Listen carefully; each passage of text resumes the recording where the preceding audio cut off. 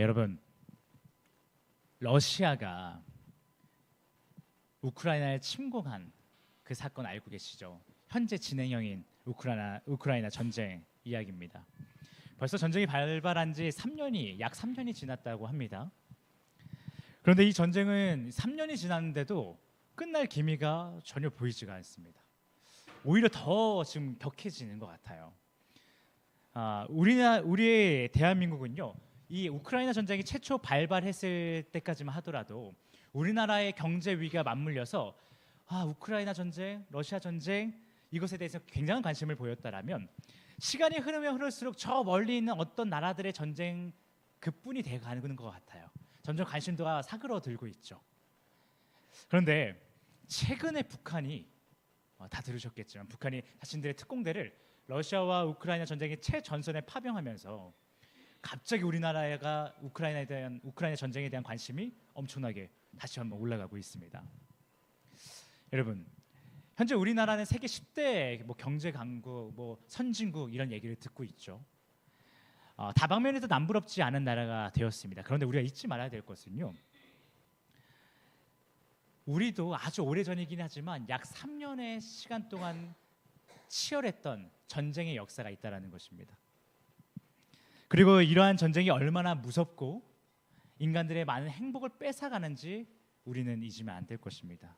그래서 우리가 잊으면 안 되는 것뿐만이 아니라 더 나아가서요, 이것을 기억하는 사람들로서, 경험한 자들로서 우리 민족이 경험했던 그 참혹함을 또한 경험하고 있을 어떤 사람들, 그 국가들을 우리는 보살펴주고 돌봐주고 최소한 그들을 위해서 진심으로 기도하면서 하루하루 살아가야 되지 않을까라는 생각이 듭니다. 그런 의미에서요, 최근에 우크라이나 러시아 전쟁이 발발한 지 3년이 지난 현 시점에서 그 사람들이, 특히 우크라이나 사람들이 현재 어떤 모습으로 하루하루 살아가고 있을지 좀 궁금해지더라고요. 그래서 제가 한번 리서치를 해봤습니다. 한번 조사를 해봤는데 결과가 역시나 참혹했습니다. 우리 옛날에 학교 다닐 때 6.25 전쟁 하면서 사진 막 이렇게 있었죠. 그 흑백 사진들로 해서 우리 많이 보는데 그냥 건물이랄 게 없잖아요. 참혹한 현장 우리 많이 사진으로 역사를 배워왔습니다. 그렇기 때문에 우크라이나는 어떤 일이 벌어졌을까? 우크라이나는 현재 어떤 상황일까? 어렴풋이 생각해봐도 참혹할 것이라고 생각했는데 통계를 보니까 더 참혹하더라는 거예요. 그들의 보통의 날들, 그냥 일상의 날들이 극심하게 훼손이 된 모습들을 확인하였습니다. 우크라이나 사람들 중에 일부는요, 이 전쟁으로 인해서 자신들이 살았던 그 나라에서 도저히 살 수가 없어서 사방으로 다 흩어지고 있는 상황이라고 합니다. 그렇게 난민 생활을 하고 있다는 거예요. 독일에도 가 있고 폴란드에도 가 있고 유럽 각국에서 지금 한 10여 개의 국가들이 지금 우크라이나의 난민들을 수용하고 있다고 하는데요. 그나마 그렇게 독일이든 폴란드든 어떤 유럽 국가에 가서 난민 수용소에서 생활할 때 좋은 환경의 난민 수용소도 있다라고 해요. 그나마 본인의 가정집보다야 아니겠지만 그래도 사람이 그래도 지낼 만하다. 그래 사람이 있을 만한 곳인 것 같아라고 할 만한 난민 수용소가 있는 반면에 그렇지 못한 곳들도 참 많다라고 합니다. 그리고 그곳에 난민들을 수용하는 거에 있어서 환영하고 그들을 도와야 된다고 생각하는 주민들이 있기도 하지만 반대로 난민을 수용하면 자신들이 겪게 될 그 경제적 손실 때문에 하루가 멀다 하고 난민 수용소 앞에서 난민들 가라, 지네 나라 가라, 왜 우리한테서 와서 이러냐라고 소리치고 폭력적인 모습들을 보이는 사람들이 또 있다라고 합니다. 심지어 어떤 난민 수용소에서는요, 이런 일도 벌어졌다고 해요. 어린 청소년들이 있죠. 남자아이, 여자아이들에 대해서 성폭행이 굉장히 빈번해지는, 판을 치는 난민 수용소들도 있다고 합니다. 그래서 당국의 경찰들이 이것들을 면밀히 또 조사하고 한참 이슈가 생겼던 적이 있는데요. 여러분, 이처럼 지금 우크라이나에 있는 사람들은 자신들의 보금자리를 빼앗기고 사방으로 지금 흩어져 간 곳에서도 굉장히 눈치를 보면서도 입에 담기도 어려운 여러 가지 일들을 당하고 있다라는 거예요. 이러한 참담한 가운데 무엇 하나 내 거라고 주장할 수 없는 그 우크라이나 국적의 난민들, 그리고 피난민들이 몇 명이 되는지 혹시 알고 계시나요? 조금 전에 말씀드렸던 이 참혹한 정말 제 아이가 그곳에 절대 있지 않았으면 좋겠을 만한 그런 상황들에 제 부모님이 절대 그곳에 있지 않았으면 싶을 만한 그 참담한 곳에 지금 가 있는, 수용되어 있는 우크라이나 국적의 피난민들과 난민이 몇 명이라고 예상이 좀 되실까요? 제가 한번 통계를 보니까 2023년도 1월에 발표된 통계입니다. 약 전쟁이 벌어진 지 1년째 되던 해예요. 유니세프가 통계를 냈는데 전체 인구가 우크라이나는 3천만 명이라고 합니다. 3천만 명 정도 되는 국가인데 그런 국가의 피난민이요, 전쟁으로 인해서 자신의 보금자리가 아니라 여기저기 사방으로 지금 도망치고 있는 그 피난민이요, 전쟁이 발발한 지 약 1년 만에 1,387만 명이 됐다라고 합니다. 전체 인구의 37% 정도가 되는 거죠. 거기에서 전쟁 난민들은요, 자신의 국가에 살지 못하고 난민 수용소에 지금 수용되어 있는 난민들은요 796만 명이라고 합니다. 이 또한 전체 인구의 20%가 넘는 인원입니다. 그런데 이 통계가 있은 지 지금 2년이 지난 시점이에요. 훨씬 더 많은 인원이 피난민이 되고 난민이 됐겠죠. 사실상 지금 우크라이나는요, 현재 국가로서의 기능이 불가능한 상태에서 전쟁을 치르고 있는 거예요. 그래서 그 젤렌스키 대통령이 맨날 뭐 합니까? 우리 나라 좀 도와주세요. 우리나라 좀 도와주세요. 이 얘기 하지 않습니까? 본인 힘으로 할 수 있는 게 아무것도 없다라는 거예요. 국가로서 우크라이나 국기가 있고 나라 이름이 있을 뿐이지 실질적으로 국가로서 할 수 있는 건 이제 아무것도 없는 거예요.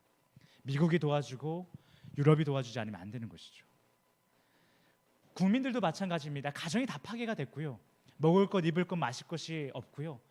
최소한의 의료 시설조차 지금 갖추지 못하고 있는 상황입니다. 정말 외부의 도움을 받지 않으면 아무것도 할 수 없는 최약체의 상태가 됐다라고 볼 수가 있는 것이죠. 그렇다면 여러분, 우리가 늘 복음을 입에 담고 살아가는 사람들로서 고민해봤으면 좋겠습니다. 이렇게 난민의 삶을 살아가고 있는 그 사람들에게요, 선하신 하나님, 구원자 하나님을 이야기하는 것이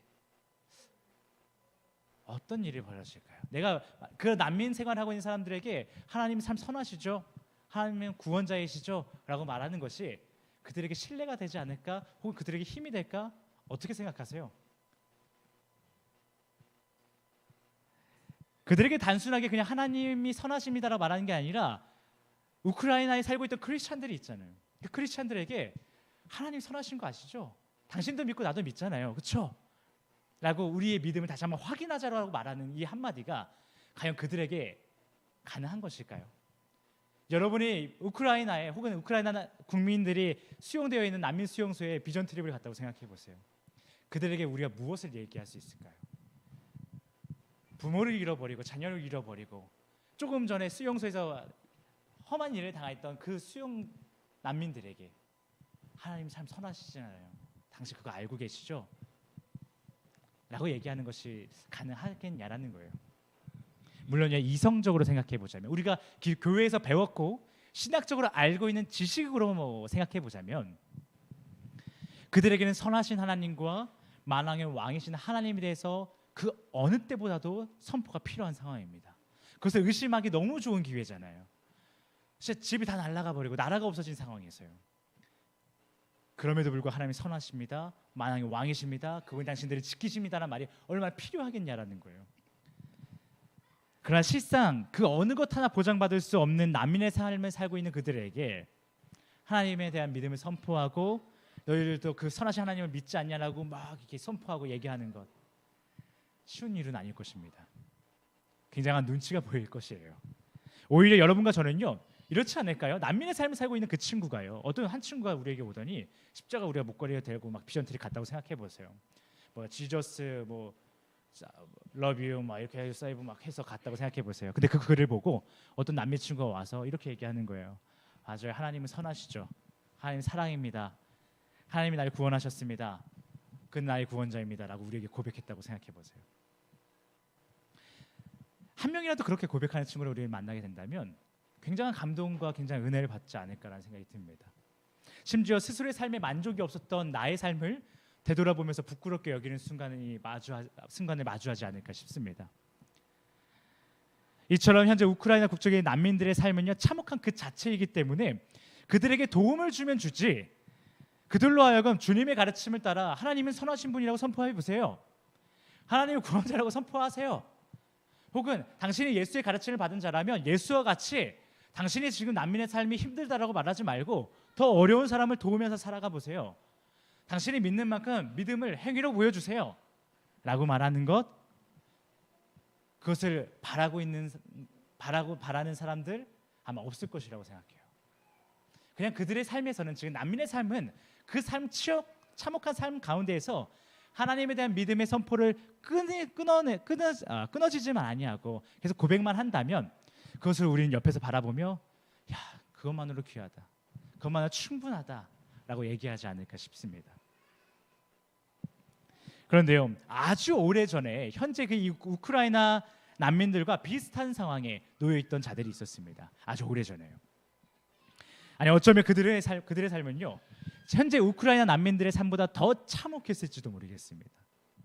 일단 그들은요, 아주 오래전 난민 생활을 똑같이 했고요, 어느 때보다 권력자들과 좋은 관계를 맺을 때도 있었지만, 인생이 그렇게 잘 풀리나 싶었던 적도 있지만, 그 민족을 너무나도 싫어하는 한 사람이 절대적인 권력을 잡으면서부터 한순간에 그들의 삶은 갈기갈기 찢겨나가기 시작했습니다. 그렇게 정말 삶이 파괴되고, 그들은, 그 한 민족은 이 나라 저 나라로 찢겨나가기 시작했습니다. 실제로 그 상황 가운데 수많은 사람들이 죽음을 면치 못했습니다. 무서운 칼과 창을 피해 도망쳐야 할 수밖에 없었습니다. 그런데 그곳에서 그렇게 정착한 곳에서도 그 원주민들에게 눈치를 보며 차별을 당하며 그저 숨죽이며 살아야 할 수밖에 없었습니다. 그런 사람들이 있었다라는 거예요.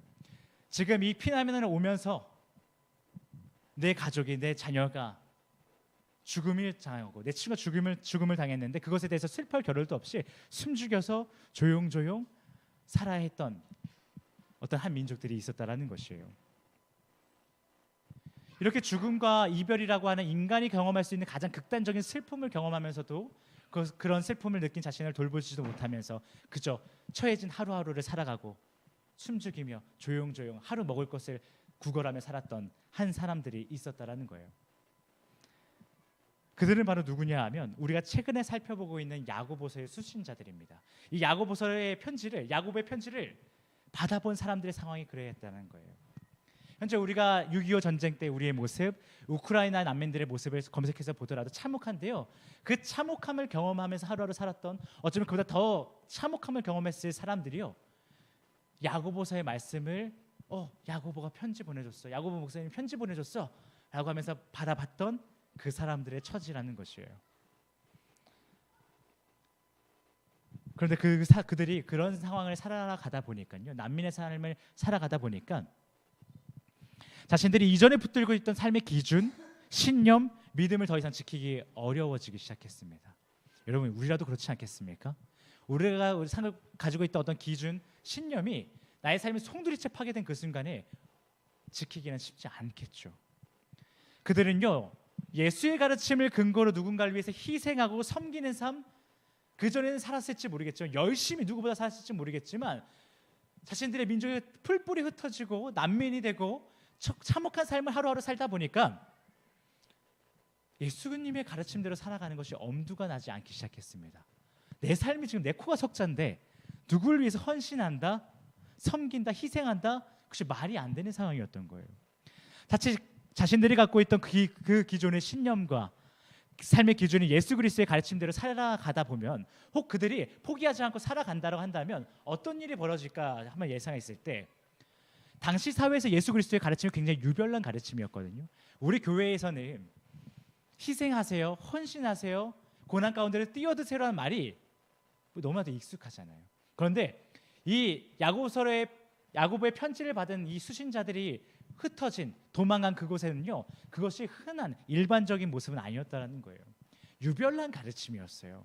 예수의 가르침은 그래서 그렇게 너무나도 유별난 가르침이었기 때문에, 그들이 만약에 자신의 코가 석자인 것은 물론이고 그럼에도 불구하고 예수 그리스도의 가르침대로 한번 살아볼까라고 했다면, 그들이 그렇게 예수의 가르침대로 헌신하고 희생해 나가는 그 모습을 보고요, 그 주변에 있는 원주민들은 딱 봐도, 자, 쟤네 누가 봐도 그 예루살렘에서 도망친 그 예수파네, 그 유별난 가르침 따르는 걔네들이네 라고 한눈에 알아봤을 것입니다.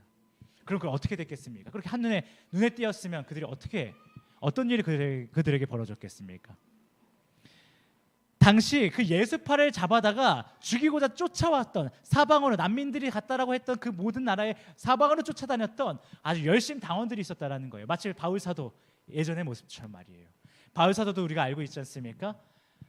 뿔뿔이 스데반의 집사가 죽은 이후에 뿔뿔이 흩어진 그 예수파들을 잡아서 예루살렘을 다시 데려오기 위해, 혹은 그들을 그 자리에서 돌로 쳐 죽이기 위해 바울 사도가 눈에 불을 켜고 막 돌아다녔잖아요. 그것처럼 야고보서 이 편지를 받는 그 사람들도요, 그 사람들이 살아가고 있는, 숨죽이고 있는 그 동네에 그러한 예수파를 죽이기 위해 열심 당원들이 있었다라는 거예요. 그러니까 그들은 누구를 도와줄 처지도 안 됐지만 그럼에도 불구하고 누구를 도와줬다? 그러면 세상 사람들이 보기에 야, 쟤 예수파네, 딱 봐도 예수파네, 저기요 당신 예수파 잡으러 왔다면서요, 저기 있습니다. 그러면 그들에게 잡혀가거나, 그렇게 예수파를 죽이기 위해서 쫓아왔던 사람들에게 잡혀가거나 그 자리에서 돌로 쳐맞아 죽게 될 것이 뻔했다라는 거예요. 그것이 바로 야고보서의 수신자들의 상황인 것입니다.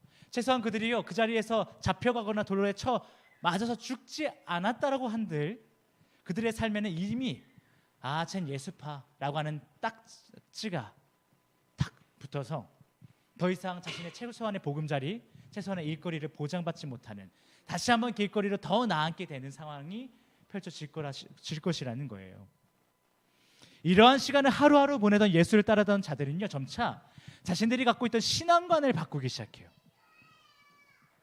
예전에는요, 스데반 집사님이 왜 돌아가셨어요? 살 수 있었어요. 그냥 예수가 그리스도라고 전하지 않았으면 돼요.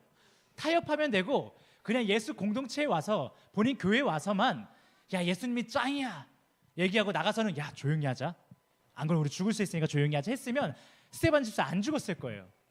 그런 믿음들을 다 같이 갖고 있던 게 그 당시 예수 공동체, 예수파였는데 그들이 뿔뿔이 흩어지게 되고 하루하루 난민의 생활을 살다 보니까 그들의 신앙관이 변화되기 시작했다는 거예요. 어떻게 변화됐냐면요, 그들의 변화된 신앙관을 한마디로 정리하면 이것이었습니다.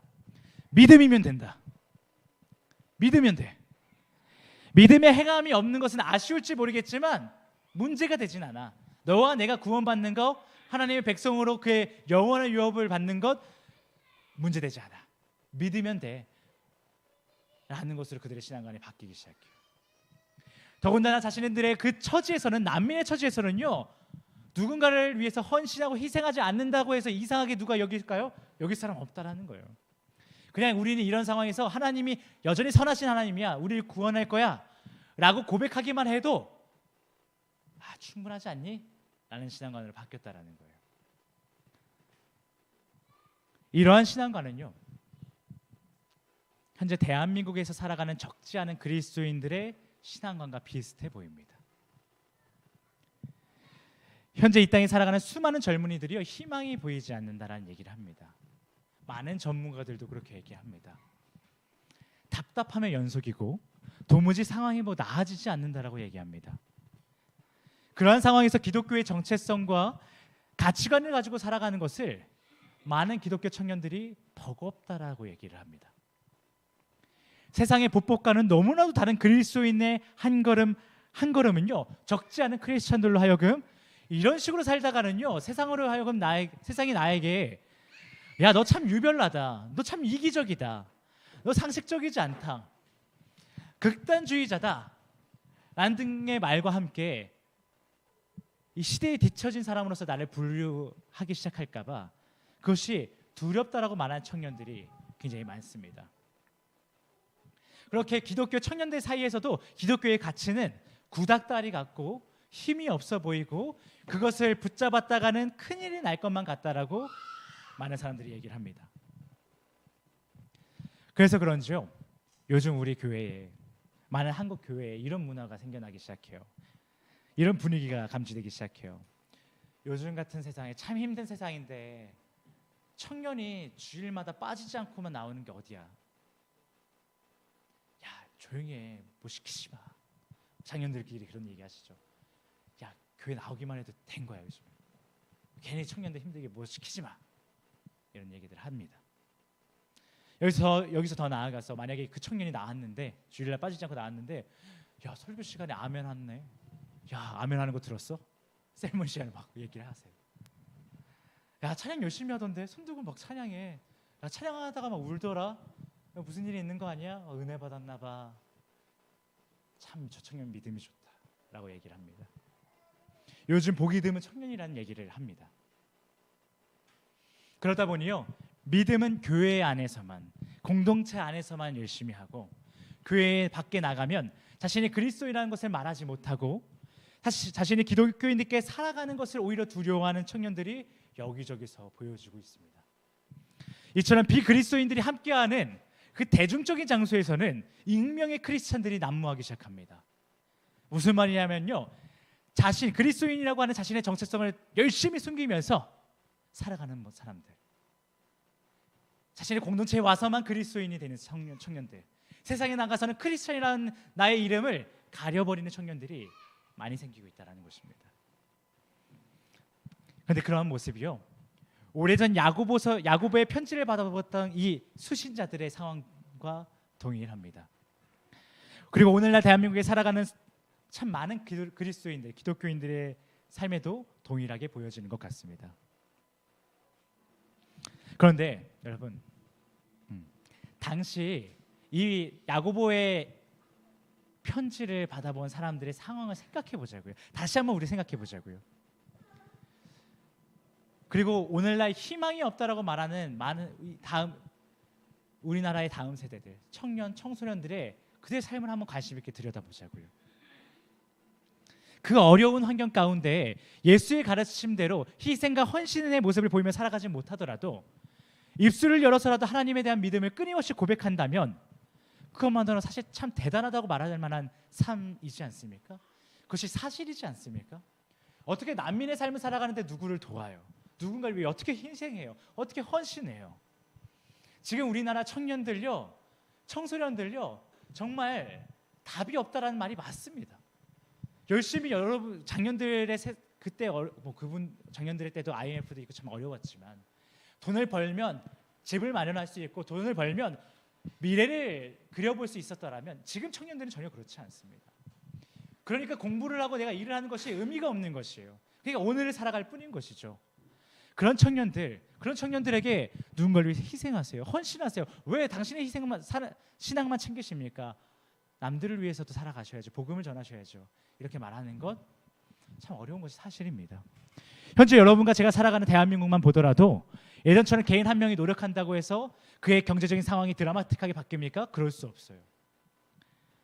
인간관계도요, 너무 다양한 세계관들이 부딪히다 보니까요, 서로 이해할 수 없는 간극들이 오히려 더 벌어지기 시작합니다. 우리나라가 나는 뭐뭐를 좋아해, 나는 어떤 사람이야 라고 말하는 것이 참 쉬운 것 같지만 요즘 MZ대를 할 말 못할 말 다 하고 사는 것 같지만 사실상 내가 무엇을 좋아하고 무엇을 추구하는지 타인의 눈치를 보느라 제대로 말도 못하는 세대가 사실 MZ입니다. 오죽하면 자신의 건강을 위해서 해야 되는 운동이라는 것도요, 남을 보여주기 위해서 운동을 하는 세대가 지금 MZ라고 합니다. 갓생이라 그래서 정말 열심히 살아가는 것 있잖아요. 바쁘게 살아가는 것. 막 새벽 시간에 일어나서 운동하고 출근했다가 퇴근하면 자기 개발하고 친구 만나고 막 쉴 새 없이 살아가는 그 열심히 살아가는 소위 갓생. 그 갓생도요, 남에게 게을러 보이지 않기 위해서 그렇게 한다라는 사람들이 정말 많은 세상이 지금 대한민국입니다. 이처럼 우리 인간의 하루는요 쉽지 않아요. 참 어렵습니다. 아마 모르긴 몰라도 에덴 동산에 빠져나온 그 순간부터 인간은 매 순간이 어려움의 하루하루인 것 같습니다. 그러니 우리의 이런 하루가 얼마나 고달프고 이런 고달픈 인생 가운데 뭘 희생을 합니까? 뭐 어떻게 헌신을 합니까? 이런 가치를 중요하게 생각하는 기독교 참 버겁습니다. 그런데요, 성경이 그럼 우리에게 무엇을 이야기하고 있는가? 무엇을 요구하고 있는가? 우리보다 더 낮은 자를 찾아가라는 것이에요. 이렇게 우리의 삶보다도 어쩌면 더 힘들었을 법한 야고보서의 수신자들, 그들에게 야고보가 얘기하고 있는 거예요. 그리고 오늘날 주님께서 우리에게 얘기하고 있는 거예요. 뭐라고요? 그래, 힘들지. 그런데 더 낮은 자를 향해서 찾아가라. 그래서 그들을 섬겨라. 그들을 위해서 너가 희생해라라고 말씀하고 있다라는 거예요. 여러분, 야고보서 잘 보세요. 지금 고아와 과부를 돌보지 않으면 안 된다라고 하는 메시지가 선포되고 있잖아요. 행함이 없는 믿음은, 누군가를 돌보지 않고 사랑하지 않는 믿음은 가짜라고 명확하게 얘기하고 있잖아요. 그런데 그 말을 듣는 사람들이 누구예요? 난민이에요. 지금 겨우 죽음을 피해서 숨죽여 살아가고 있고 차별 속에서 겨우겨우 집도 없고 번번한 일자리도 없이 하루하루 살아가는 그 사람들에게 한 얘기예요. 어느 정도 살만한 사람들에게 한 얘기가 아니라고요. 심지어 그들 가운데는, 이 메시지를 듣는 사람들 가운데는요, 고아와 가부가 있어요. 내 아내와 내 자녀가 죽은 남편이 있어요. 그들에게 얘기하는 거예요. 고아와 가부를 섬겨라. 그들을 돌봐라. 그러지 아니하면 너의 믿음 뭐라고요? 가짜야 라고 얘기하고 있다는 거예요. 여러분, 성경을 우리에게 허락하신 하나님께서는요, 여러분이 때때로 혹은 매일 난민처럼 불안한 가운데 불안해서 두려움 가운데 살아가고 있다는 사실을 잘 알고 계십니다. 여러분의 환경이 녹록지 않다는 것을 주님은 너무나도 잘 알고 계십니다. 그런데 그런 여러분을 포함한 우리 믿는 모든 자들에게 지속적으로 소외된 자들을 바라보고 돌봄으로 하나님을 향한 믿음을 증명하라고 말씀하고 계십니다. 그런데 여러분, 우리 인간 아닌가요? 어떻게 우리 같은 이런 힘든 상황에 누굴 헌신하고 희생합니까? 우리는 오히려 너무나도 자연스럽게, 내가 의도하지 않았지만 나보다 더 많은 사람이 눈에 보입니다. 나보다 관계를 더 잘하는 사람의 그 멋진 모습을 보게 됩니다. 나보다 더 건강한 사람들을 바라보게 됩니다. 나보다 성공한 사람들을 더 바라보게 된다는 거예요. 그런데 그렇게 연약한 우리인데, 우리가 어떻게 이벤트성으로 한번 힘을 내서 으쌰 하는 게 아니라 매 순간 매일매일 나보다 더 어려운 그 약자들을 찾아가고 바라보고 섬기고 헌신하고 희생하냐는 거예요. 그런데 주님은 너무나도 명확하게 말씀하시잖아요. 그렇게 하지 않으면 가짜래요, 믿음이. 그렇게 하지 않으면 안 된대요. 여러분, 이런 메시지 너무 불편하지 않으세요? 그래서 우리는 이러한 메시지가 나오는 야고보서보다 행함이 아닙니다, 믿음입니다. 오직 믿음으로 구원받습니다라고 하는 바울 사도의 메시지가 너무 좋죠. 그래서 제가 생각해 보니까 야고보를 좋아한다는 사람은 별로 못 만난 것 같아요, 그리스도인 중에. 근데 바울 사도를 멘토로 삼는 사람들은 너무 많은 것 같아요. 믿음이면 됩니다. 얼마나 간단하고 좋습니까? 그리고 그런 바울이, 우리 또 당당하게 얘기할 수 있잖아요. 성경 가장 많이 쓴 사람 누구예요? 바울인데 그 사람이 무슨 가르침을 줬습니까? 행함 아닙니다, 믿음입니다 라고 말했다라고 하는 게 얼마나 안도감이 있습니까? 그러니 바울이 인기가 많을 수밖에 없어요. 그런데 여러분, 안타까운 사실이 하나 있습니다.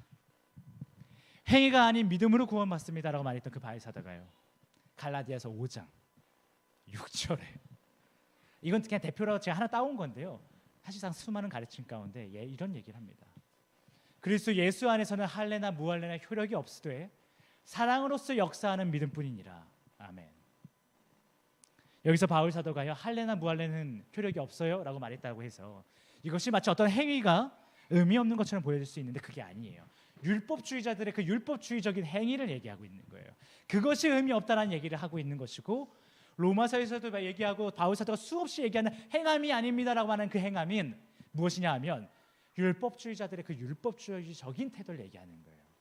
그러면서 바울 사도는 뭐라고 핵심적으로 얘기하냐면요, 사랑으로서 역사하는 믿음뿐입니다 라고 얘기합니다. 무슨 말이냐 하면 예수님과 같이 사랑을 보이는 믿음이어야 구원을 얻습니다. 그러한 믿음뿐입니다 우리를 구원할 수 있는 것이 말이에요 라고 바울 사도가 끊임없이 가르치고 있습니다. 안타깝죠? 바울 사도마저 이런 얘기를 했다는 것이. 여러분, 결국 우리가 믿었던 바울도 행위를 얘기하고요, 야고보도 행위를 얘기하고요, 그 무엇보다 삼위일체 하나님 예수 그리스도의 가르침에서도 행위를 얘기합니다. 율법이라는 행위주의를 파하시고 새 언약의 시대를 여시고 그것을 완성하신 예수 그리스도께서요, 그리고 그의 가르침을 따르는 모든 성경의 저자들은요, 입을 모아 말하고 있습니다. 믿음은 홀로 있지 않다. 믿음은 행위와 서로 기대어 있다. 그래서 그 어느 것 하나가 빠지면 나머지 하나도 무너진다라는 가르침을 예수 그리스도와 그의 제자들이 하고 있습니다. 그렇다면 여러분, 우리 이제 어쩔 수 없어요. 해야 돼요.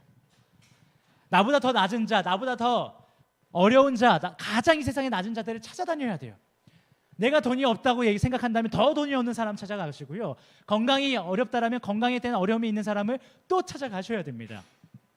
내가 불안한 삶을 살고 있다면 더 불안한 삶을 찾아서 섬겨야 됩니다. 혹시 진짜 여러분이 생각할 때에 나보다 돈이 더 없는 사람은 없는 것 같은데, 나보다 건강이 더 안 좋은 사람은 없는 것 같은데 하시면, 그거 말고 여러분이 조금이라도 갖고 있는 그 무언가에 있어서 여러분의 돌봄을 받을 수 있는 사람, 나눔을 받을 수 있는 사람을 찾아야 됩니다. 그런데 여러분, 우리가 그 영혼을 찾아 나서기 전에 한 가지 질문을 공유하기를 원해요. 그 질문은 뭐냐 하면, 행함이 없는 믿음은 죽은 것이다. 고아와 가부를 돌보지 않는 것은 죽은 믿음이니 소외된 자들을 찾아가 돌봐라고 하시는 그 예수 그리스도의 가르침이요.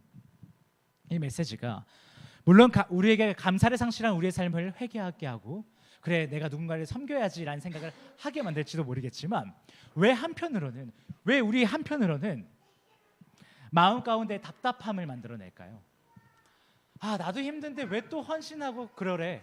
왜 이거 안 하면 꼭 진짜 믿음이 가짜야? 나 하나님 얼마나 사랑하는데 왜 이런 답답함과 불편함을 만들까요? 분명 우리도 힘들다고 지금 기도하잖아요. 힘들다라고 나 좀 도와달라고 기도하잖아요. 그런데 주님, 아니 나를 도와준다라고 다 응답하시기 전에 왜 이런 말씀을 계속 주시죠? 왜 나도 사랑이 필요하다고 말하는데 누군가를 사랑하라고만 말씀하시죠? 라고 하는, 주님 저 이거 버거워요. 나도 사랑이 지금 필요해서 온 거예요, 교회에. 왜 이런 버거움을 우리에게 만들어낼까? 사랑을 갈구하고 있는 이 시대의 많은 크리스천들에게 왜 하나님은, 그 사랑의 하나님은 나를 사랑하는 하나님이 아니라 왜 나를 통해서 누군가를 사랑하신 하나님이시기만 할까? 왜 이런 의문들을 우리에게 만들어낼까요? 여러분, 그것은 바로 여러분과 제가요, 여전히 율법주의의 틀을 가지고 하나님의 명령을 대하고 있기 때문이에요. 헌신과 희생을 요구하는 그 행위가 답답하고 불편하며 버겁고 사랑 없다라고 고백하는, 하나님 우리도 사랑이 필요하다니까요, 왜 계속 우리 누구한테 사랑하라고 하십니까? 하는 그런 모든 것들이요, 그러면서 행위가 참 부담스러운 것 같습니다, 믿음이면 되지 않을까요? 라고 말하는 우리가요, 정작 하나님에 대한 믿음이 부재한 채 그 행위라는 틀에만 묶여서 주님의 명령을 대하고 있기 때문에 이러한 명령이 우리에게 부정적인 것으로 다가오는 것이에요. 주님에 대한 믿음이 없이 오직 내 이웃을 사랑해 라고 하는 그 행위만 우리가 보고 있다는 거예요. 행위가 싫다고 말하는 우리가 정작 행위만 바라고 보고 있는 거예요. 그러니 우리는 나는 누군가를 도울 힘이 없는데 뭘 자꾸만 도우라고 하시는 건지, 내 환경에서는 아직 누군가를 도울 만한 상황이 아닌데 왜 이웃 사랑을 명령하셔서 왜 나한테 이렇게 불편하게 만드시지? 왜 나를 하나님 앞에 부족한 자녀로 만드시지? 왜 나를 하나님 앞에 불순종하는 제자로 만드시지? 왜 믿음이 없는 자로 만드시지? 하나님 도대체 왜 그러는 거예요? 행함에만 계속 초점이 맞춰져 있으니까 우리는 이 모든 온갖 부정적인 것을 하나님 말씀으로 인해 갖게 된다는 거예요. 여러분, 우리 모두 그렇지 않습니까? 가능하다면 누군가를 사랑하고 싶죠. 이웃을 돕고 싶죠. 기독교인들이라면 그런 마음 없는 사람들이 없다라는 거예요. 우리 다 그런 선한 마음이 있어요. 그런데 그러고 싶어서 나름 우리 노력하고 있잖아요. 나름 우리 각자의 기준을 가지고 열심히 노력하고 있는데, 그런데 계속 하나님 말씀하시는 거예요. 사랑해라. 네, 노력하고 있어요. 사랑해라. 계속 사랑해라. 우리 옛날에 뭐 시험 공부할 때도 공부해볼까? 근데 엄마 아빠 와가지고 공부는 언제 할래? 그럼 싫잖아요.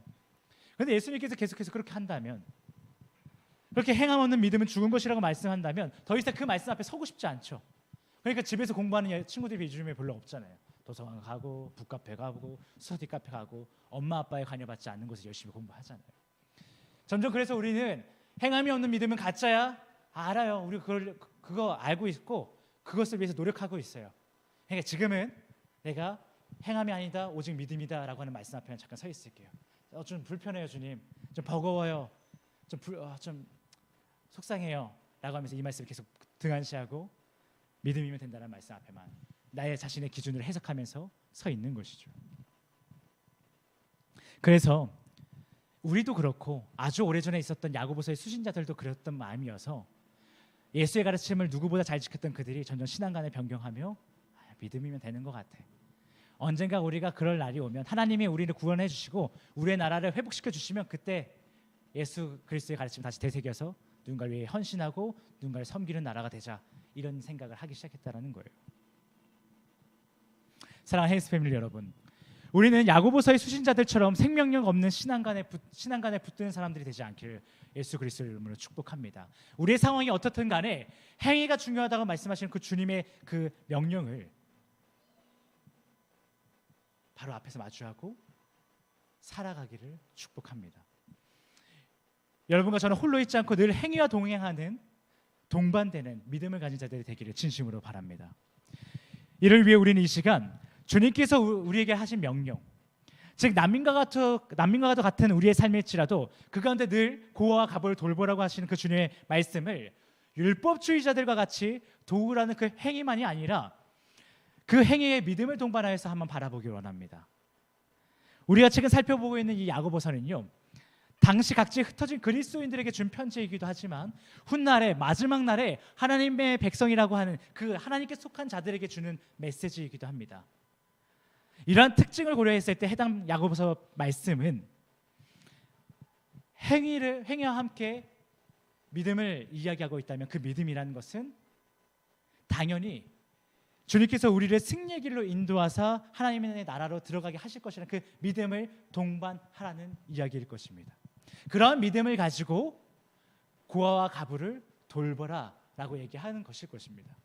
그렇다면 우리가 나를 승리의 길로 인도하시는 그 주님을 믿음으로 이 명령을 다시 한번 바라보자라는 거예요. 그냥 하라, 돌봐라, 희생해라, 누군가에게 뭘 좀 나눠줘라 라고 하신 그 행위만이 아니라 그 행위를 명령하고 계시는 분이 누구이신가? 나를 승리의 길로 인도하신 주님이시지, 그 관점을 가지고 다시 한번 바라보자라는 거예요.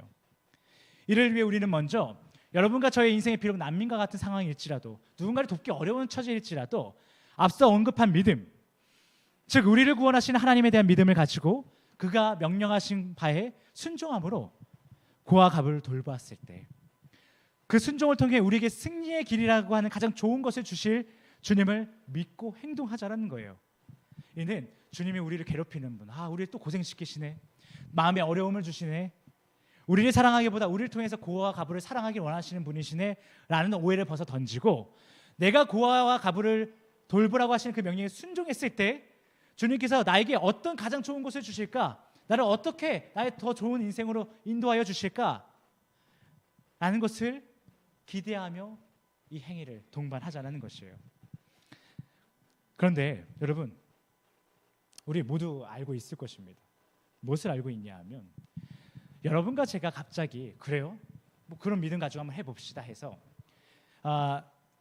누군가를 갑자기 돕는다고 해서, 누군가를 위해서 헌신하고 희생했다고 해서요, 여러분이 삶에 느끼고 있는 그 어려움의 부분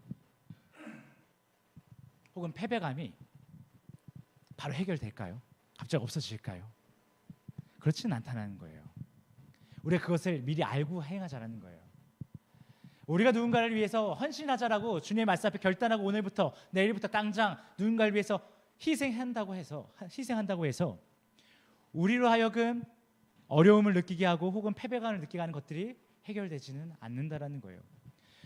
여러분과 제가 고아와 가부를 돌본다고 해서 없던 돈이 생기거나 사라진 건강이 돌아오는 경우는 아주 특별한 경우이지 흔치 않다라는 거예요. 오히려 우리가 누군가를 돌보기를 열심으로 다짐하고 결단하면요, 그렇게 행동하면요, 우리의 삶은 크게 달라지는 것들이 막 느껴지는 것은 없고, 오히려 나의 상황은 똑같은데 내가 돌봐야 될 사람은 점점 늘어나는 것을 깨닫게 될 것이에요. 그러다 보면 우리는 나의 환경은 점차 나아지는 것 없는데 내가 더 이상 한 사람 정도도 아니고 두 사람, 세 사람, 이 사람들 어떻게 다 돕지? 어떻게 다 돌볼 수 있지? 나 이제 더 이상 이 사람들을 돌볼 힘이 없는 것 같아 라는 사실을 마주하게 되는 순간이 오히려 더 먼저 올지도 모르겠다라는 거예요. 우리가 분명 하나님의 말씀에 순종했는데 그 순종한 것에 대한 일반적인 아웃풋이 나의 삶이 정말 해결이 되고 뭔가 자유해지고 뭔가 고민거리들이 해결되는 것이 아니고요, 삶의 문제들이 없어지는 것이 아니고요, 그 문제는 동일한데 동일한 가운데 내가 보살필 사람들은 더 많아지고, 그런 가운데 나의 부족함, 나의 한계, 내가 더 이상 이 사람들을 돌볼 수 없다라고 하는 그 현실을 마주하게 될 가능성이 더 크다라는 거예요. 그리고 우리는 그 소외된 자들을 도우려고 할 때, 도우려고 하면 도우려고 할수록 이 한 가지를 진정으로 깨닫게 될 것이에요. 저 힘든 인생을 살고 있는 저 한 영혼, 나보다 가장 낮은 자, 나보다 더 낮은 자가 누구인지 둘러봤는데 저 친구인 것 같아 해서 도와줬는데, 우리가 그 친구를 제대로 도와줄 힘이 점점 도우면 도울수록 없다는 것을 깨달을 때 무엇을 깨닫냐 하면, 저 힘든 인생을 살고 있는 한 영혼, 저 지하에서 지상으로 나와본 적 없이 참혹한 삶을 살아가고 있는 저 한 영혼, 내가 도우려고 애썼는데, 도와주려고 힘썼는데 그 친구를 아주 높은 것, 아주 대단한 삶을 살아가게 하는 것도 아니라 나와 같이 평범한 삶을 살아가게 해주는 것조차 우리가 할 수 없다는 사실을 깨닫게 될 것이라는 거예요. 그렇게 우리는 나보다 더 못한 처지의 사람들에게 평범한 일상을 선물하지도 못하는 존재들인데, 하물며 또한 우리가 깨닫는 것은 이 평범한 하루를 살아가고 있는 나를 내가 나의 힘으로 저 이상적인, 그 누구나 갔으면 하고 있는 그 이상적인 삶으로 끌어올리려고 참 애를 쓰면서 살아왔구나 라는 것 또한 깨달을 수 있게 될 것입니다.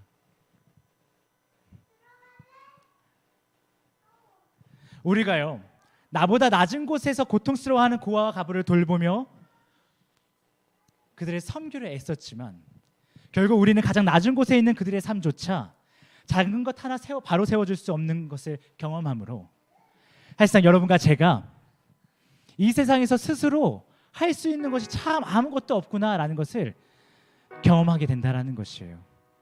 내가 나의 삶은 그래, 내가 하루하루 겪어보니까 참 나의 힘으로 할 수 있는 것이 아무것도 없는 것 경험하죠. 그런데 우린 때로 이런 오해합니다. 내가 저렇게 밑바닥에 있는 친구들은 뭐 좀 도와줄 수 있는 존재인 것 같아. 내가 참 밥 3끼 못 먹고 사는 친구, 사람처럼 밥 먹고 좀 살아가게 해줄 수 있을 것 같아 라는 오해를 한다라는 거예요. 그런데 여러분, 우리는요, 그 밑바닥에 있는 친구들이든 중간 바닥에 있는 친구들이든 우리와 같은 사람들이든 아니 저 높은 곳에 있는 사람들이든 그 누구든 막론하고요, 그 누구도 조금도 도와줄 수 없는, 아무 힘이 없는 그런 존재들이라는 거예요. 그것을 우리가 고아와 가부를 돌보려 애쓰면 애쓸수록 경험하게 되는 유일한 한 가지가 될 것입니다. 이벤트성으로 누군가 한 번 제대로 도와줄 수도 있어요. 등록금이 없는 한 친구를요, 내가 등록금 내줄게. 비전 트립 가고 싶은 한 청년을요, 내가 그 돈 내줄게. 수백만 원 한번 찔러줄 수 있어요. 근데 매일 순간 그 친구들의 삶을 보다 좋은 곳으로 이끄는 것 우리가 할 수 있다고요? 없다라는 거예요. 그러면서 우리가 경험해야 되는 중요한 한 가지는, 이 친구도 못 도와주는데 내가 나를 더 높은 곳으로 올리려 했구나. 참 내가 부질없는 짓 하고 살았구나. 그것을 경험하게 된다라는 거예요. 여러분, 우리가 그것을 깨달을 때요, 고아와 가부를 돌보면 돌볼수록 그것을 깨달을 때요, 우리는 비로소 야고보서 말씀 가운데 있는 주님의 마음을, 속마음을 듣게 됩니다. 그래, 그렇게 바보 같고 때론 무모함을 일삼는 내가 바로 내가 성경에서 그렇게 수도 없이 말했던, 스스로 아무것도 할 수 없는 그 고아이고 그 가부야. 그리고 난 그와 같이 외롭게 하루하루를 살아가고 있는 너의 아버지야. 아멘. 하루하루 위태롭게 살아가고 있는 너의 재판장이야. 내가 그렇게 너의 진정한 가족이 되고 너를 지키는 재판장이 될 거야. 주님은 그거 말씀하고 싶으셔서 행하라고 말씀하신 거예요.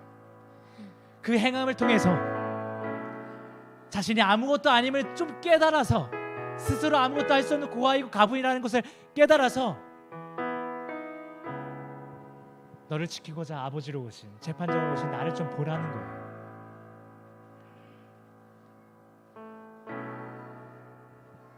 여러분, 주님께서 여러분에게 고아와 가부를 돌보라고 말씀하시는 것은 여러분 좀 고생 덜 해가지고 고생 좀 덜 해봐라 그러는 거 아니에요. 너가 기독교인이라고 한다면 좀 더 도덕적 선을 쌓아야 되지 않겠니? 덕을 쌓아야 되지 않겠니? 아니에요. 뭐 좀 더 하라고, 더 성과를 내라는 거 아니에요. 주님께서 우리에게 사랑을 명령하신 것, 그의 명령에 순종하고자 애쓰면 애쓸수록 여러분과 저라는 인간은 자기 자신을 포함해 그 누구도 제대로 사랑할 수 없는 존재라는 것을 깨닫고 오직 사랑 그 자체이신 하나님만을 바라보며 그가 주시는 평안으로 들어오라는 하나님의 초대인 것이에요. 다시 말해 주님은 우리에게 돌보라 행하라 하셨지만 그 행함은 성공을 위한 행함이 아니라 그 행함이라는 과정을 통해 주님을 만나기 위한 명령이라는 것이에요. 그러니 여러분, 우리는 그 어떤 상황에서든 소외된 사람들을 사랑하려 애써야 합니다. 그 애씀으로 우리의 연약함을 지속적으로 깨달아야 합니다. 유일한 사랑, 완전한 평안이신 하나님 앞에 그렇게 한 걸음 한 걸음 걸어가야 합니다.